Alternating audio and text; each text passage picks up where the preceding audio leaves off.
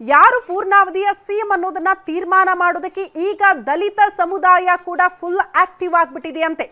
ಇಷ್ಟು ದಿನಗಳ ಕಾಲ ದಲಿತ ಸಮುದಾಯದಿಂದ ಯಾರಾದರೂ ಒಬ್ರು ಸಿಎಂ ಆಗಲೇಬೇಕು ಅಂತ ಪಟ್ಟು ಹಿಡಿತಾ ಇದ್ದಂತ ಸಮುದಾಯ ಈಗ ಸಿದ್ದರಾಮಯ್ಯನವರನ್ನೇ ಸಿಎಂ ಕುರ್ಚಿಯಲ್ಲಿ ಮುಂದುವರಿಸಬೇಕಾ, ನಮ್ಮ ನಿಲುವೇನಾಗಿರಬೇಕು ಅನ್ನುವಂಥ ವಿಚಾರಕ್ಕೆ ಸಂಬಂಧಪಟ್ಟಂತೆ ಶಕ್ತಿ ಪ್ರದರ್ಶನಕ್ಕೆ ಜೊತೆಗೆ ತಮ್ಮ ನಿಲುವಿನ ಸ್ಪಷ್ಟೀಕರಣಕ್ಕೆ ಒಂದು ಮೀಟಿಂಗ್ ಮಾಡೋದಕ್ಕೆ ಸಚಿವರು ಮುಂದಾಗ್ತಿದ್ದಾರೆ ಅನ್ನೋದರ ಡೀಟೇಲ್ ಸಿಗ್ತಾ ಇದೆ.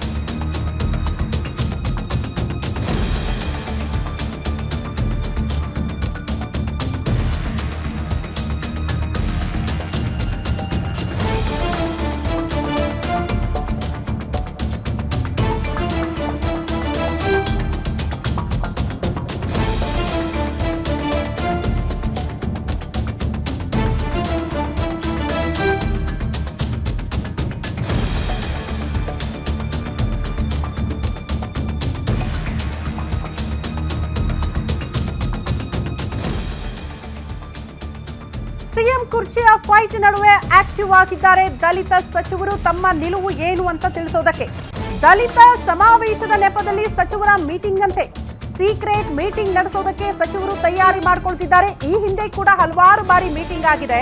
ಬಟ್ ಈಗ ನವೆಂಬರ್ ಕ್ರಾಂತಿಯ ವಿಚಾರಗಳು ಚರ್ಚೆ ಆಗ್ತಾ ಇರುವ ಹೊತ್ತಲ್ಲೇ ದಲಿತ ಸಚಿವರ ಮೀಟಿಂಗ್ ಬಹಳ ಕುತೂಹಲ ಕೆರಳಿಸ್ತಾ ಇದೆ. ದಲಿತ ನಾಯಕರಾಗಿ ನಮ್ಮ ನಿಲುವು ಏನಾಗಿರಬೇಕು ಅನ್ನೋದನ್ನ ಡಿಸೈಡ್ ಮಾಡ್ತಾರೆ ಈ ಮೀಟಿಂಗ್ ಅಲ್ಲಿ. ಹಿಂದ ಸಮುದಾಯ ಬಿಟ್ಟು ಬೇರೆಯವರಿಗೆ ಸಿಎಂ ಸ್ಥಾನ ಸಿಗಲೇಬಾರದು ಅನ್ನುವಂಥ ಪಟ್ಟು, ಬದಲಾವಣೆ ಮಾಡೋದಾದ್ರೆ ನಮ್ಮ ವರ್ಗಕ್ಕೆ ಸಿಎಂ ಸ್ಥಾನ ನೀಡಬೇಕು ಅನ್ನುವಂತಹ ವಿಚಾರ ಪ್ರಸ್ತಾಪ ಮಾಡ್ತಾರಂತೆ. ಸಭೆ ಸೇರಿ ತಮ್ಮ ನಿಲುವನ್ನ ಚರ್ಚೆ ಮಾಡೋದಕ್ಕೆ ದಲಿತ ಸಚಿವರು, ಈ ಸಮುದಾಯಕ್ಕೆ ಸೇರಿರುವಂತಹ ಸಚಿವರು ಸಭೆ ಮಾಡೋದಕ್ಕೆ ತೀರ್ಮಾನ ಮಾಡಿದ್ದಾರೆ ಅನ್ನೋದರ ಡೀಟೇಲ್ ಸಿಗ್ತಾ ಇದೆ. ಅದರಲ್ಲಿ ಪರಮೇಶ್ವರ್, ಮುನಿಯಪ್ಪ, ಸತೀಶ್ ಜಾರಕಿಹೊಳಿ ಅವರೆಲ್ಲ ಇರ್ತಾರೆ. ಸೀಕ್ರೆಟ್ ಮೀಟಿಂಗ್ ಆಗುತ್ತೆ. ಮಹದೇವಪ್ಪ ತಿಮ್ಮಾಪುರ್, ಶಿವರಾಜ್ ತಂಗಡಗಿ ಕೂಡ ಆ ಸಭೆಯಲ್ಲಿ ಭಾಗಿಯಾಗ್ತಾರೆ. ಅಲ್ಲಿಗೆ ಸಿದ್ದರಾಮಯ್ಯನವರ ಹಿಂದೆ ನಿಂತ್ಕೊಂಡಿರೋದು, ಬೆನ್ನ ಹಿಂದೆ ಇರೋದು ಅಹಿಂದ ವರ್ಗ. ಅಹಿಂದ ವರ್ಗವನ್ನ ತಮ್ಮ ಅಸ್ತ್ರವಾಗಿ ಬಳಕೆ ಮಾಡ್ಕೊಳ್ಳೋದಕ್ಕೆ ಸಿದ್ದರಾಮಯ್ಯನವರು ತೀರ್ಮಾನ ಮಾಡಿದ್ರೆ ಈಗ ಹಿಂದ ಸಮುದಾಯದಲ್ಲಿ ಇರುವಂತಹ ಸಚಿವರ ನಿಲುವೇನಾಗಿರ್ಬೇಕು, ನಾವೆಲ್ಲ ಕೂಡ ಸಿದ್ದರಾಮಯ್ಯನವರ ಪರವಾಗಿರ್ಬೇಕು, ಸಿದ್ದರಾಮಯ್ಯನವರನ್ನ ಕೆಳಗಿಳಿಸೋದಕ್ಕೆ ಯಾವುದೇ ಕಾರಣಕ್ಕೂ ಬಿಡಬಾರ್ದು. ಇಫ್ ಸಪೋಸ್ ಸಿಎಂ ಕುರ್ಚಿ ಬಿಟ್ಟು ಅವ್ರನ್ನ ಕೆಳಗಿಳಿಸ್ತಾರೆ, ಬೇರೆಯವ್ರಿಗೆ ಅವಕಾಶ ಸಿಗಬೇಕು ಅಂದ್ರೆ ಇವರ ವಾದ ಏನಾಗಿರುತ್ತೆ ಗೊತ್ತಾ, ಹಾಗಾದ್ರೆ ನಮ್ಮ ಸಮುದಾಯದಿಂದ ಯಾರನ್ನಾದ್ರೂ ಸಿಎಂ ಮಾಡಿ ಅಂತ. ಮತ್ತೆ ಒನ್ಸ್ ಅಗೇನ್ ಮಲ್ಲಿಕಾರ್ಜುನ ಖರ್ಗೆ ಅವರ ಹೆಸರು ಮುನ್ನೆಲೆಗೆ ಬರಬಹುದು. ಹಂಗಂದ ಮಾತ್ರಕ್ಕೆ ಪರಮೇಶ್ವರನು ಸಿಎಂ ಗಾದಿ ಆಕಾಂಕ್ಷಿ ಅಲ್ವಾ? ಖಂಡಿತ ಹೌದು. ಆದ್ರೆ ಓಪನ್ ಆಗಿ ಹೇಳ್ತಾ ಇಲ್ಲ ಬಿಟ್ರೆ ಪರಮೇಶ್ವರ್ ಅವ್ರಿಗೂ ಕೂಡ ಈಗಲೂ ಕೂಡ ಸಿಎಂ ಕುರ್ಚಿಯಲ್ಲಿ ಕೂತ್ಕೊಳ್ಳುವಂತ ಆಸೆ ಇದೆ.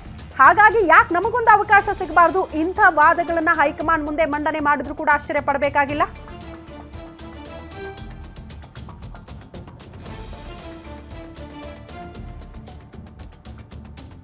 ಈ ಬಗ್ಗೆ ಮತ್ತಷ್ಟು ಡೀಟೇಲ್ಸ್ ಅನ್ನ ಕೊಡ್ತಾ ಹೋಗ್ತಾರೆ ಹಿರಿಯ ಪ್ರತಿನಿಧಿ ದುರ್ಗೇಶ್. ನೇರ ಸಂಪರ್ಕದಲ್ಲಿ ಜಾಯಿನ್ ಆಗ್ತಿದ್ದಾರೆ ನ್ಯೂಸ್ ರೂಮ್ ಇಂದ.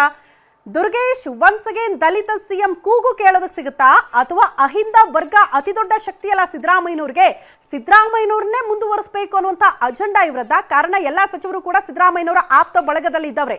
ಏನಾಗಬಹುದು ಈ ಮೀಟಿಂಗ್ನ ಇನ್ಸೈಡ್ ಮಾಹಿತಿ ಕೊಡೋದಾದ್ರೆ? ಎಸ್ ಶ್ರುತಿ, ಏನು ರಾಜ್ಯದಲ್ಲಿ ಜೋರಾಗಿರುವಂಥ ಈ ಒಂದು ಸಿ ಎಂ ಕುರ್ಚಿ ಫೈಟ್ಗೆ ತಮ್ಮದು ಕೂಡ ಒಂದು ದಾಳವನ್ನು ಉಳಿಸುವ ಮೂಲಕ ನಾವು ಕೂಡ ಸಿ ಎಂ ಆಕಾಂಕ್ಷಿ ಆಗಿದ್ದೇವೆ ಅನ್ನುವಂಥ ದಲಿತ ದಾಳದ ಮೂಲಕ ಈಗ ಸಿ ಎಂ ಆಕಾಂಕ್ಷೆಯನ್ನು ಹೊರಹಾಕ್ತಿರುವಂಥದ್ದು. ಪ್ರಮುಖವಾಗಿ ಸಿ ಎಂ ಸಿದ್ದರಾಮಯ್ಯ ಮತ್ತು ಡಿ ಕೆ ಶಿವಕುಮಾರ್ ಅವರ ನಡುವೆ ಈ ನಡುವೆ ಫೈಟ್ ನಡೆತಿರುವಂಥದ್ದು. ಹೀಗಾಗಿ ಒಂದು ವೇಳೆ ರಾಜ್ಯದಲ್ಲಿ ಅನಿವಾರ್ಯ ಪರಿಸ್ಥಿತಿಯಲ್ಲಿ ಸಿ ಎಂ ಅವರನ್ನ ಬದಲಾವಣೆ ಮಾಡಲೇಬೇಕಾದಂಥ ಅನಿವಾರ್ಯತೆ ಹೈಕಮಾಂಡ್ಗೆ ಒದಗಿ ಬಂದಾದರೆ ಆ ಸಂದರ್ಭದಲ್ಲಿ ದಲಿತ ಸಿ ಎಂ ಅವನ್ನು ಮಾಡಬೇಕು ಅನ್ನೋ ನಿಟ್ಟಿನಲ್ಲಿ ಈಗ ಕೂಗು ಹಾಕ್ತಿರುವಂಥದ್ದು. ಪ್ರಮುಖವಾಗಿ ಪರಮೇಶ್ವರ್, ಸತೀಶ್ ಜಾರಕಿಹೊಳಿ, ಕೆ ಎಚ್ ಮುನಿಯಪ್ಪ, ಮಲ್ಲಿಕಾರ್ಜುನ ಖರ್ಗೆ ಸೇರಿದಂತೆ ಹಲವಾರು ನಾಯಕರ ಒಂದು ಹೆಸರುಗಳು ಕೇಳಿ ಬರ್ತಾ ಇದೆ. ಹೀಗಾಗಿ ಈ ಒಂದು ಸಂದರ್ಭದಲ್ಲಿ ರಾಜ್ಯದಲ್ಲಿ ಏನು ಸಿ ಎಂ ಲಿಂಗಾಯತ ಸಮುದಾಯದವರಾಗಿದ್ದಾಗ ಲಿಂಗಾಯತರನ್ನೇ ಸಿ ಎಂ ಮಾಡಿದಂಥ ಸಾಕಷ್ಟು ಉದಾಹರಣೆಗಳಿದ್ದಾವೆ. ಹೀಗಾಗಿ ಸಿ ಎಂ ಅಹಿಂದ ನಾಯಕರಾಗಿದ್ದಾರೆ, ಸಾಕಷ್ಟು ದಲಿತರಿಗೆ ಒಂದಿಷ್ಟು ಒಲವಿರುವಂಥ ನಾಯಕರಾಗಿರೋದ್ರಿಂದ ರಾಜ್ಯದಲ್ಲಿ ಈ ಬಾರಿ ಆದರೂ ಒಂದು ಅವಕಾಶವನ್ನು ದಲಿತರಿಗೆ ಸಿ ಎಂ ಆಗೋದಕ್ಕೆ ಮಾಡಿಕೊಡಬೇಕು.